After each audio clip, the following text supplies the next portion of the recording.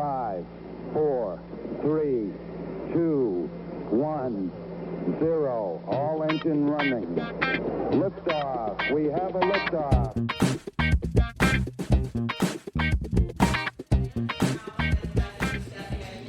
Hello and welcome everyone to Truth, Beer, and Podsequences. Yay! Yay indeed, Julia. Yay indeed. So this is a podcast where my co-host and I listen to, watch, and talk about all the Cincinnati-based craft beer media and podcasts from the previous week. We get together to podcast hosts, and today we are back at Higher Gravity Summit Park. Thank you, Higher Gravity, for being a gracious podcast host. Let's get back on this. So I'm Marco. I am a taproom manager here locally, and I brewed beer for several years in the Cincinnati area. The other voice you heard belongs to the best co-host in podcast landia. I'm Julia, and I drink all the craft beer in Cincinnati, and I shamelessly and for free promote the Higher Gravity Beervent calendar as much as I can. They are almost sold out, so by the time you hear this... Really? Yeah, they are. They only have a couple boxes left. So if there are any left on Friday when you hear this, or if you're a Patreon subscriber and you're hearing this on Thursday, go to Higher Gravity Craft House, HAUS.org, and see if they have any boxes left. I'm trying to pull up the website right now to see what the number is. They're at .org, huh? I'm sorry, highergravitycrafthouse.com, HAUS.com. Only 6 remaining as of the time we're recording this. They may be gone by Thursday or Friday. They might be. So you might be too late. Don't call them next week saying, hey, how can I get one? Because they have a finite amount, and once they're sold, they're sold. I would really appreciate if I would have thought of this earlier. Mm-hmm. If I would have thought of this months ago, I would have loved to have asked if I knew anybody who actually is in charge of any of this sort of stuff, to be able to take the beers that don't have the stuff that I don't drink, and for me to just buy those, so that like the on extras on those days I could actually participate. I mean, pay regular price for whatever they would be, but so I could participate on the days when it's not a sour or it doesn't have lactose in it. Yeah. But oh well. Maybe next year. Next year. So thanks again, Higher Gravity, for being gracious podcast hosts. So the thoughts and opinions on this podcast are ours and ours alone. They do not reflect any entity which we may be affiliated with, such as full-time jobs, part-time jobs. Gnarly Gnome can speak for himself. If he was here. Yeah. And we're not like those fake-ass podcasts out there. There are a lot of them. Don't have beers. I'm telling you, yeah. Well, they're fake, is what they do. It's phony. It's like the fight on Friday night, the main event. Oh. I heard that there not was on Saturday. Saturday, all real. I know nothing about anything that happened on Saturday. It's MMA. Oh, okay, yeah. I did hear that there was a no KO clause in at least one of the contracts. I mean, that could just be a bullshit rumor. But sure, why not spread reckless speculations about I don't know if it's why that was reckless. Nonsense. Don't really know if it's that reckless. But anyway, got us to watch, didn't it? Yeah. So we really are having beers. Julia, what you drinking? I am having from, Danny, this is for you, Sonder's Brewing Company. Good old Cheers. Sonder. Cheers. Cheers, old Sonders. Cheers. Brobie Vanilla Porter. This beer is fantastic. I still say that Nocturnal is one of my all-time favorite Sonder beers, but man, Brobie is up there. Mm-hmm. I always enjoy every single pour that I get of this beer. It's good. And how about you? You have something that looks a little hazier than what you normally drink. I am having, what is this called? Born Yesterday 2023 wet hopped IPA from Lagunitas. Wait, so was it brewed in 2023, or is that just a name and it doesn't actually mean anything? It could be, I don't know. It could be a name. We only have 3 pieces of content to talk about this week, and 4. 4? Yeah. I just want to give a shout out to Adam Makes Beer. He had my bad. He had his live Q&A. It was good live Q&A. I saw it hit my feed, but it was after the cutoff. It's like 2 hours long. Yeah, oh my God. But it's always really good. It is good. Yeah. Mm-hmm. Yeah, it's definitely worth worth listening to or I watching. can't, So but either yeah, YouTube or I podcast. very rarely take it all at in one go. You break it off into chunks. Break it in Okay. chunks. Nothing wrong with that. Yep. Yeah, keep an eye on Adam Makes Beer and everything he's doing. He puts out an amazing amount of content on YouTube on a daily basis or almost daily basis. And then his long form interviews and live Q&As, they hit his podcast feed. So, Yep. I mean, you can listen, you can watch. Why not do both? It's the way to do Yep. things. He's teasing some new content, so That's that'll awesome. be interesting. That is awesome. I have noticed that some of his social media, like some of his Instagram reels, stuff like that, like the production value is increasing. So good on him for just continuing to improve his social media craft, Yeah. I guess you could say. Yep. Yeah. Other than Adam Makes Beer, the other pieces of content we have are Blake's Craft Beer Podcast. Yep. We have an episode of Barstool Perspective from the YouTubes. Definitely. And then we have a video from Half-Ass Beer Review. They talked about another local beer. Yep. All right. Do you want to just go oldest to newest? That's fine. All right. We're going to start with Blake's Craft Beer Podcast, episode 36, Truth, Beer, and Podsequences. Yay! We know those people. Yay, indeed. Yeah, I'm somewhat familiar. A little bit familiar. Blake, we had the honor of Blake asking us to be on his show. Right. And he is such a great guy to We talk weren't- to. This was But a thank really... you, Blake. Thank you so much. We met up with him over at Fretboard Brewing in Blue Ash. Had a great time. Marco and I don't really like recapping ourselves, so I feel like this recap isn't going to do Blake's podcast justice, but hopefully you'll get the gist of what it's about. And you really should listen. He is doing fantastic stuff, having fantastic interviews with all kinds of amazing people. Up until this episode, I think he kind of went down a little bit in the quality content, the quality of guests that he normally has. There is some background noise in the show. Fretboard is a loud location, even when there aren't a lot of people in there, just the way the space is set up. So just, a little bit of a heads up that there is some background noise that you'll pick up throughout the show, but it does not make it unlistenable by any means. No. We got into the podcast by talking about both of our craft beer journeys, how we got into craft beer, the beers that we first started drinking that were craft versus macro, how Truth, Beer, and Podsequences got started, which, we've talked about multiple times to multiple people. So if you don't know how the show got started, it started as a joke, and it became just a downward spiral that we can't get out of. No, it's fantastic. I think part of what's happened is that from the very beginning, we respected the day and the time. And we said, hey, when can we get together? Hey, it's a Tuesday. It's Tuesday afternoon.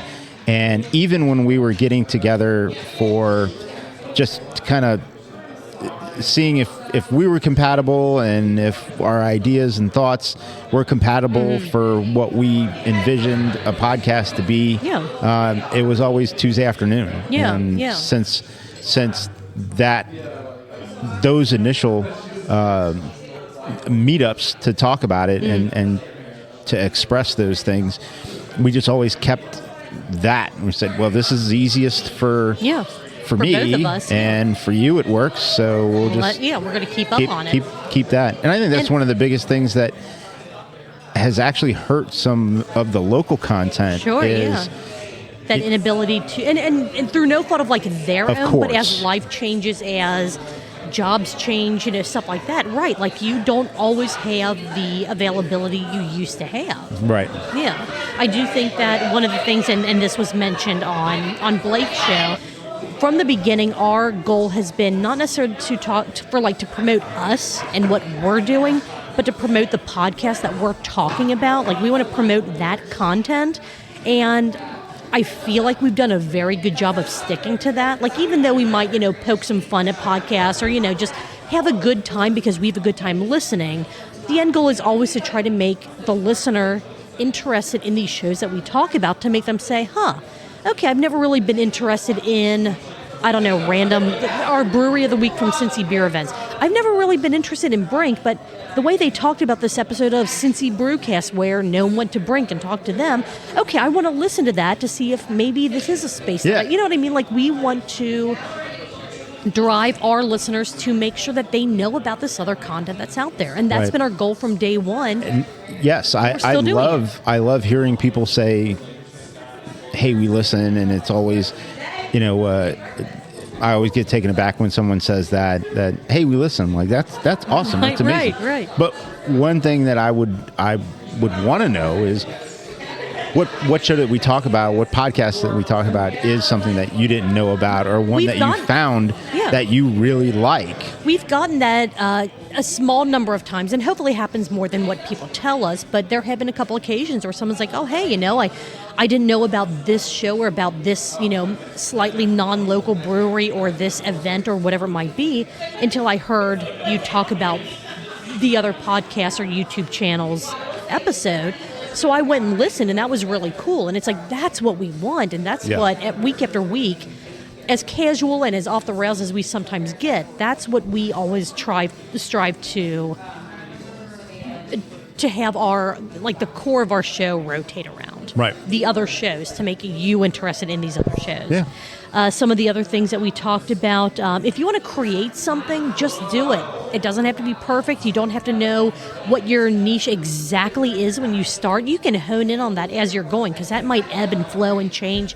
Hell, half of the ideas we had when we started, we don't do anymore. Or probably, we never probably less did, than half. Probably, yeah. But if you want to create something, it is so incredibly easy anymore to start up a podcast, a YouTube channel, whatever you want to do, a blog. Just start doing it, and if you realize this doesn't really fit with what you want to do, okay, no harm, no foul. Yeah. You gave it a shot. So touched on that a little bit.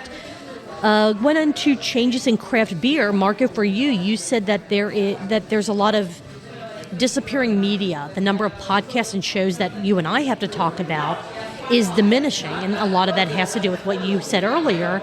Sometimes when life changes, you just can't. And that's fine. Yeah. It's fine. What I had mentioned was craft beer isn't as creative anymore. It's something that I feel like you had from a whole bunch of local breweries. Every couple weeks, there might be a new, very limited release, either draft only or in cans if the brewery was able to. And I feel like that's gone away. Like, they've started to dial down or dial more into what they really want to do, which is perfectly fine. But I do sometimes miss that creative spark, that one-off. What happens if we throw all of this shit into an IPA and push it out there? But it's also, there's some places out there that talk about there's something new going on tap, or they're excited about this, whatever. It was just, even today, a brewery posted that they had a brand new brew on, and it was their latest version of a black IPA, and which, I've had a lot of fun throwing shade at that beer style in the past, and that's purely just for comedic value. I truly do like and respect the style, even though I'm happy to, pick something else, poop on it on a podcast, or pick something else. But I think what used to activate people to as a call to action, you just don't get that sort of traction anymore for that kind of stuff, and it's very rare. Yeah, and I understand that, and I don't know how true this is for many, if any, brewery. You have to figure out how to make sure that you're brewing enough of your flagships and the stuff that you know is going to sell, the stuff that you know is going to keep your lights on, and try to balance that with a one-off beer. That's not always possible for some places. Like, some places with very small systems that you think, boy, they should be able to once a month churn out some new limited one-time run of something. Depending on what their sales are, they might not have the luxury of being able to do that if they want to keep their flagship beers on tap. I don't know. It's yeah. I wish I could see more of it, but at the same time, I understand things are changing. Pricing is different. Everything is not the same as it was 6, 7, 8 years ago. But it is one thing that I definitely have noticed when Blake said, "What do you see changing in craft beer?" Yep. Another thing that Blake asked that I really liked, how beer releases are changing and why people aren't going to them the same way they were pre-COVID. You had a great answer that I never took into consideration. The drinkers from that era, we're getting older. I don't like to admit that, but it's true. Like, it's not the same, now people who were going to some of those releases, maybe they didn't have families before, but now they do. They can't just show up at a brewery at 6 o'clock in the morning to line up for a bottle share, unofficial bottle share that starts at 6:30, 7 in the morning, and they're there until 4 o'clock in the afternoon. They just can't do that. Instead, they're going, thank God I can pre-order this beer that I want online. I can show up a week later, pick it up on my own schedule. Like, it's... Yeah.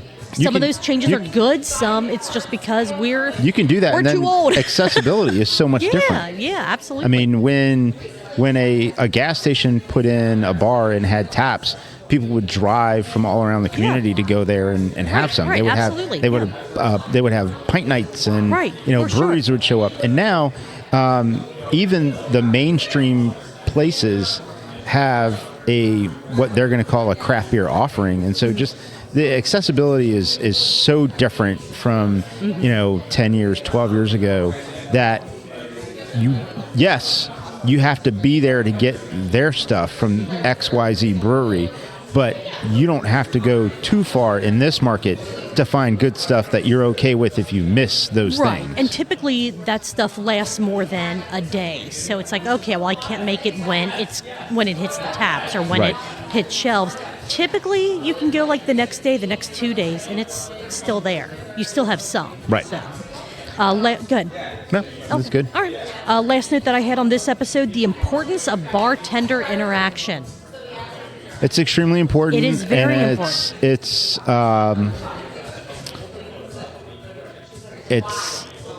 It's easy for someone behind the bar to forget that. Mm-hmm. Yeah. And it's easy for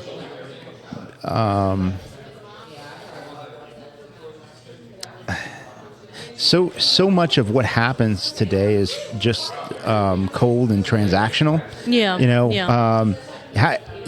It happens even something as simple as the grocery store, right? How often does somebody actually look you in the eye and say hello? Yeah. Or how's your day? Yeah. As opposed to looking down and just scanning self-scanning, and sure, beep, or even the self-scan. Beep, yeah, beep, absolutely. beep, beep, beep, and then do you have a loyalty card? And that's the first time they say something to you. Do you have a loyalty card? And then they say, okay, your total is blah, blah, blah. And that's it. You get your stuff and you go. You're getting stuff and go. Yeah. And it can happen at bars. Sure. I'd prefer it not. Sure. I think in anybody who is running or owning an establishment, you would hope that there's more of a connection. Right. And that's what really, really makes the difference is the connections. I agree. As we go into that a little bit in the podcast, so I won't, go all the way and recap it here, but it's those connections that make so much of a difference. Right. I agree. I think that Blake had some absolutely amazing questions for us that, even though I think we've talked about some of the things that he brought up a lot outside of the show, like in our pre-show meeting, our post-show meeting, but a lot of this is stuff that we haven't dove into as deep on our show as Blake was able to on his. Right. And that's format. Again, absolutely. That's our format too. It's like, so we're not telling you everything about what's happening on the shows because the shows always go deeper than what we do. Yeah. And even when we're covering something like Barstool Perspective, it's only touching on a certain few points. Absolutely. And we only go deeper into one or two of those. Right. And so it's not necessarily the full conversation we would have if that's all we were just talking about. Right, exactly. And sometimes we do before and after we record, but man, Blake, thank you so much for having us on your show. It was a fantastic time. I thought the show sounded amazing. I thought that the questions, again, were absolutely fantastic. They really dive into... It was fun to have the comparison and answers between, like you, Marco, who is in the industry, and a lot of this is your day-to-day, and me, who just enjoys the industry. And I don't see things from that same perspective. So you get a lot of really good... not back and forth, but a lot of good dual perspectives on the questions that Blake asked, purely because of the way that you have to interact with craft beer and the way that I get to interact with craft beer. So it was a fun time. It was fun. Really good. Definitely check out this episode. More for Blake and what he's saying than for our nonsense. Right. All right. It is Kolsch night, so we are going to go ahead and move on to Moving on. a show that you just mentioned, Barstool Perspective. Yay. On the YouTubes from November the 15th, 2024. This episode I'm titling Indianese. Indianese, yes. Oh my God, I laughed so goddamn That was hard when Mike hilarious. said that. They basically started the episode by saying they're going to add drug talk to each episode. Yeah. And Marco, you being the drug guy that you are, I Yeah. mean, maybe they need to. That is my nickname for some. It is for one From some. particular comic Yes. comedian. Yes, you should reach out to them and say, hey, if you want to talk drugs, I've got all the ibuprofen talk you need. Yeah. Let's see. They asked, what are tariffs? And will they make American beer great again? Of course, Mike answered what a tariff is. It was fairly. He provides the educational piece to the I episode. think you learned that in third grade. But how many people are retaining that information? Well, not a Oh, lot. tariffs are awesome. It's like, Well, tariffs are a tool. they are a And, tool. And if there are the right industries in place in the United States, they can be fantastic. They can actually be a benefit. Mm-hmm. They can contribute a lot to the American work culture. They also However, were created when it was just a different time. yeah. You know, I mean, They don't work this. Yeah, they tariffs don't were work the same tariffs time. were around before America was a country. I mean, Yeah, you know, yeah. places would place fees on things coming in and all things like that. Something about tea, I don't know. Yeah, well, yeah, but yeah, Yep. They moved on to the CIA and Diddy and how that has absolutely nothing to do with the recent Diageo news that they're consolidating their premium spirits. yeah. So I don't even know why they brought Diddy up or the CIA. They just I like how in both instances you also skirted around what is Yes. sort of a line Yes. of consistency through those things that yeah Yeah. you can figure that out. Yeah. I mean, listen to this episode and then go back and listen to any of the episodes that they actually titled or their shorts that they titled that have Diageo or Diddy in them. Woo. Oh my God, that is one hell of a rabbit hole. Yeah, Yeah, which we are not going to go into No. because we're not going to do too much more hole talk today. Well, we're kind of going to go down another hole We're going to go slightly. down another hole. A bit. The title, my title for this episode, Ah, Indianese. yeah, Those are the people from the great state of Indiana. yeah. Those people are killing people by home distilling. So much like, was it 2 Barstool Perspective episodes ago? think it's- someone was killing people by trying to make water.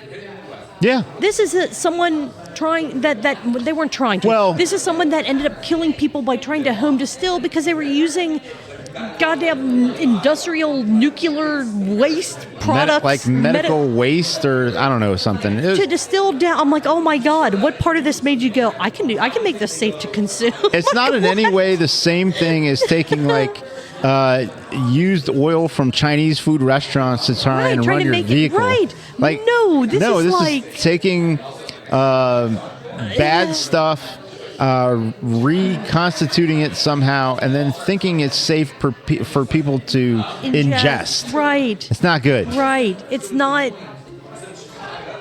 Man. Basically, what they. Here's what they I don't said. like about it is Yes. the death. Beyond the death part, what I don't like about it is that somebody thought they were smart enough to make this product, and then they killed people. Yeah. Obviously not intending to kill people. No. But if you take 1 + 1 = 2, then how come you didn't get to the point where, you know what, the end game, Spence, here is death. If it tastes better if you put fruit cocktail in it, just skip it. Yes. In breaking news. Breaking. Breaking news. Apparently, people lie about what they like and what they want. Yeah. Yeah, so like people can say, oh man, I want this this big barrel-aged stout with chocolate and vanilla and coconut and cookies and cream and peanuts and extra lactose and string cheese in it. But then when it comes to sales data, no one's buying that shit.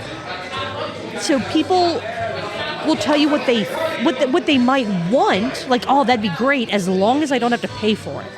Yeah. That's a true thing. They'll be honest about what they want, but they're not honest about what they're willing to pay for. I did feel like I disagree with them slightly. Okay. So I know for a lot of Americans, Americans, Yeah. they stop at their friendly, non-friendly neighborhood gas station. They grab their gas and they grab a shitty cup of coffee, and that's, that sales data makes people think they want that shitty cup of coffee. True. That might be all that's just there. That's all that's convenient. It's just sure, there. Right. But I don't really think that people want that shitty cup of coffee. Like, if I want a cup of coffee, I am not grabbing a Speedway cup of coffee. I am not grabbing a coffee from the Vibrant Express, You'll only do that if you're like, I am right here and I need caffeine or I'm going to fall asleep at the wheel. You know what I mean? Like, maybe. Kind of, okay. Maybe. All right. Maybe. More than likely not, but maybe. Okay. But, yeah, I look, I'm willing to pay $6 or $7 for 12 ounces of craft beer. Mm-hmm. If I want coffee, I'm not getting it from Speedway. Yeah, makes sense. I'm just not. Makes sense. So, I mean, for me, I make my coffee at home. yeah. Is it the greatest coffee in the world? Hell no, but it's better than, getting a BP It's coffee. not generic Kroger brand Browns, is it? No. it's not. It's Amazon brand whole bean coffee. Amazon brand? Yeah. What's it called?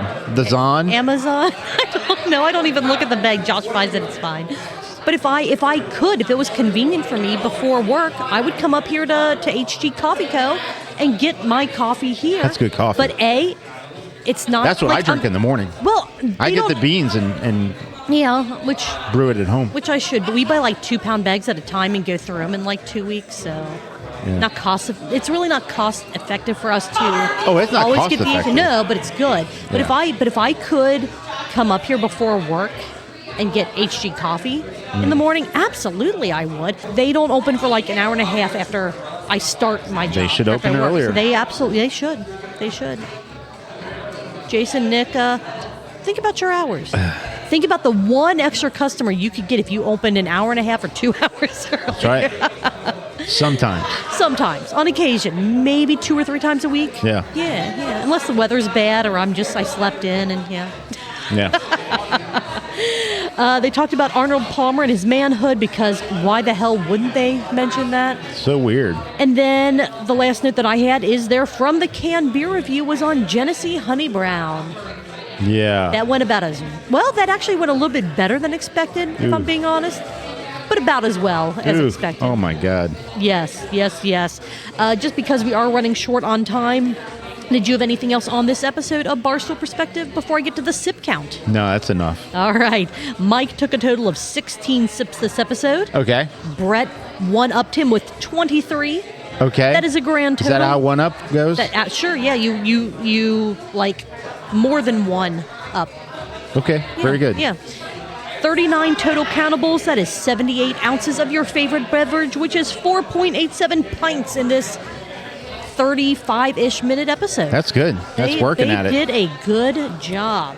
What do you say we cruise through half-ass beer review real fast? Oh, shit, I forgot about that one. Yeah, and then we take a quick break. And then we need to do our NFL Deathmatch challenge. Oh, but we need to call the Gnome, so we'll take a quick break after the half-ass beer review. Yeah, there we go. Yeah. And then we'll wrap up this episode. Half-ass beer review, Streetside Breweries. I am not going to pronounce this right. Fata, Morgan, Belgian quad. Okay. I will just say the beginning and ending, like the little cut-ins that they did good. of tone for this episode. Yeah, that was good. Brilliant. I absolutely loved it. I was cracking up. It was great. They started off by saying that they love the artwork of Streetside Beer, which that I have hot takes on for some of their beers. Not all. You do. You do have hot takes. Not all of their beers. Just some of them. Why? Yeah. That's all I'm going to say. But why? Let's see. Tone shared what nuts and dried fruits make him think about fall as they were enjoying this beverage. Yes. It did give Tone a mixed drink vibe, which I went, ooh, okay, well, if I see this while I'm out and about. Yeah. I like Belgian quads. I think they're fantastic beers, great beer style. So Doing I them definitely great. want to get Doing this. them great it's a great. If they're done well, absolutely, Great absolutely. beer. Yep. They did their typical. Would you buy or drink this again? It was a resounding hell yes. Hell yeah. And they don't rate beers on their channel. They don't. They do not. But They if do not. But if they did, the other beers that they drank before this beer that they drank would absolutely have an effect on their rating of this beer. Yep. So they just didn't rate it. It was fair. Okay. It was like a less than 7-minute episode. So again, we don't have a lot to say, but I'll tell you what, Half-Ass Beer Review does an absolutely fantastic job of short-form beer content. They do beer cocktails. They do beer reviews. All around fantastic show. So check them out people. on the YouTube. Glad we got to meet them. I'm so happy we got a chance to meet them. Hopefully we didn't ruin their shit. I hope so. I hope so. But other than that, this beer is booty in your mouth, which normally I would think is a bad thing. No, it's good. But in this case, it was good. And they did do Little Drink, Big Drink. Yeah. So I am very happy to see that they are back on track with what they promised to do at the beginning of each and every episode. Yep. All right, wrapping this up, in this 7-minute episode, there were 7 total sips. Okay. And there were 13 total sniffs. They inhaled that beer 13 times. Okay. It's a lot of inhalation. It is a lot of inhalation, yeah. I mean, they could have gotten a buzz just from that. 20 total countables. That is 40 ounces in this 7-minute episode. And if you're kind of going, what the hell is this ounces thing? Our drinking game is 2-ounce drink for every sip and or sniff that these shows take of your whatever beverage you choose. Because the average drink is about 2 ounces. Yeah. So that is 2.5 pints in a 7-minute episode. Not bad. Not bad. Not bad at all. That's working. That is working. That is shotgunning. That is chugging. That is doing the Lord's work and then hoping to God you don't have anything to do after that. All right, because we still need to do our NFL Deathmatch Challenge, we're going to take a real quick break while we call the Gnome, and then we're going to bring him on here, and then we will be back with that and to wrap up the show. So hang out with us for just a few more minutes.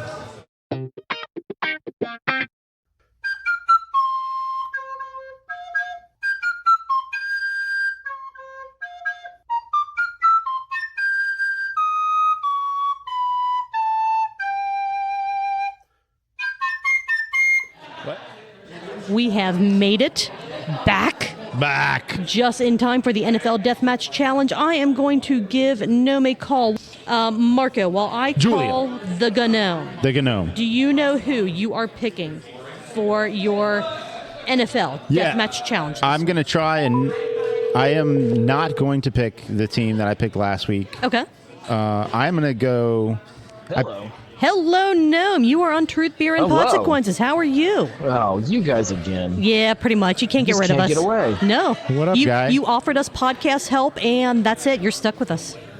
Yeah, I guess so. All right.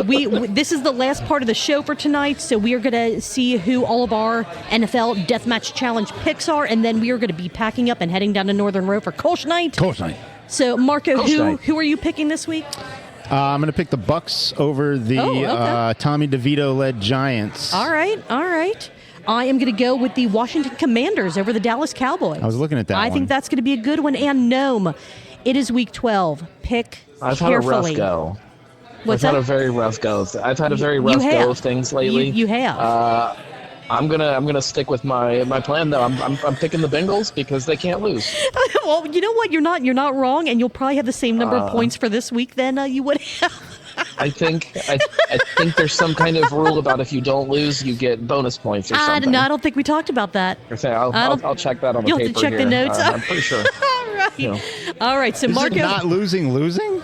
it's not winning. It's not winning, but it's not losing. Like I see what he's saying. Well, look, when you're from Cincinnati, you celebrate not losing. This is true. You are not wrong. All right, I will put you down for Who Dey for the Bengals. Marco, I will put you down for the Buccaneers, and I will put myself down for the Washington Commanders. And no, we should see you in about 35-ish minutes, I think. Yeah. 35, 45, whatever. All right. Bye. All right. Bye.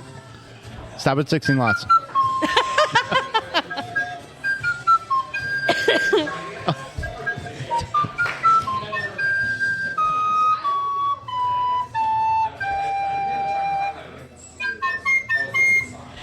Don Rock the Imposter on YouTube. Be sure to check out all of his absolutely amazing recorder renditions of I seriously, I can't get enough of it.